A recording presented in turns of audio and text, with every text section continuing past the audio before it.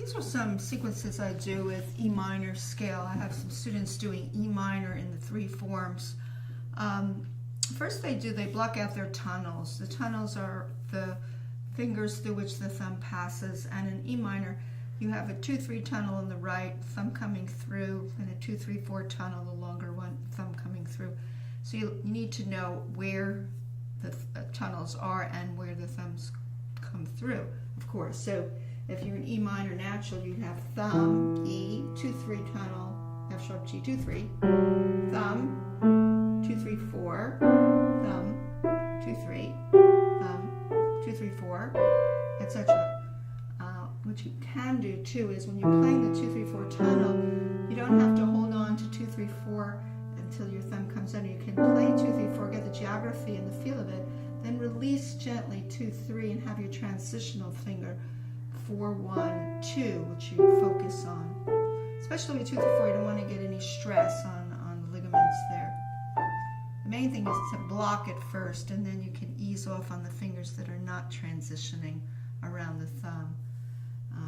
In the left hand, you have 5 notes. Actually, what you can do is just block out 5 notes, because you are rolling out 5, and then you start your 3-2 tunnel, and then your thumb 4-3-2 tunnel, and then your thumb 3-2 tunnel, and your thumb 4-3-2 tunnel, etc. like that. You can't really block these out together because there's not a symmetry there where you can do it.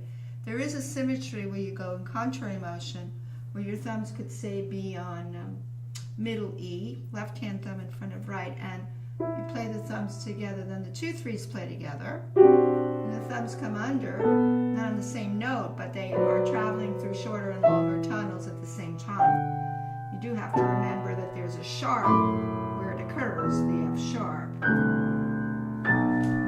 Come forward a little bit when you go to the outermost octave, that you can't really see on your radar screen. I like to just look straight ahead, or roll my eyeballs when I have to, but not have my head going back and forth. So with the contrary motion, you have synchronized fingers.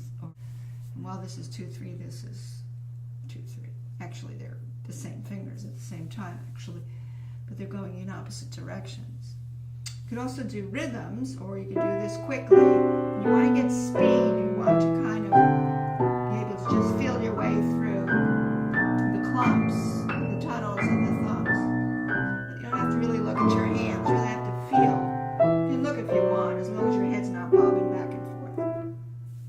You can also do rhythms. With the rhythms, free up the arm, and up, and up, and up, and up, and up. You know, the rhythms allow your thumb to get there on time. It's a built-in delay for your thumb to travel, so it's not too late. That's why I like rhythms, because as soon as you're doing that long delayed note, the dotted eighth, your thumb's already swiveling under. It gives you a little bit of that delay time. Once you do the dotted eighth, 16th rhythm, you can just fill in with 16ths. So and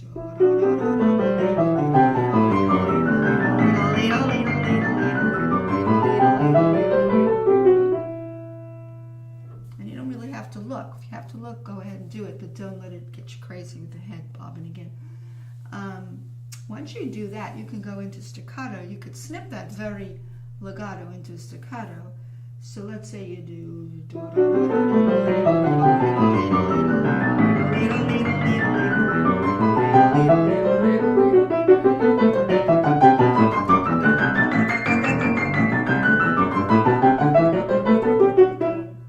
I call that more of a shaped staccato, because I'm thinking I'm just snipping out what I shaped nicely when I did my clusters. There's another kind of staccato, I've talked about this before, where it's more defined, and I call it my woodpecker staccato, where you really want this kind of pop, pop, pop, pop, pop, pop. And I think up and down, but while I'm thinking up and down, my thumb still doesn't get frozen. It still knows where it's going, because I've plotted out the clusters, or the groupings, or chunks, I call them chunking. Now you could do something like this. You can actually simulate a woodpecker thing by doing the chunks as a woodpecker would. maybe like this.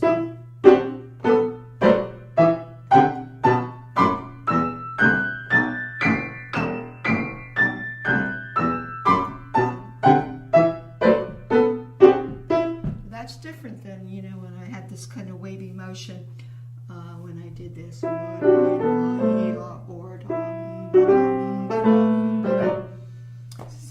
if I come out of that chunking up and down, I will get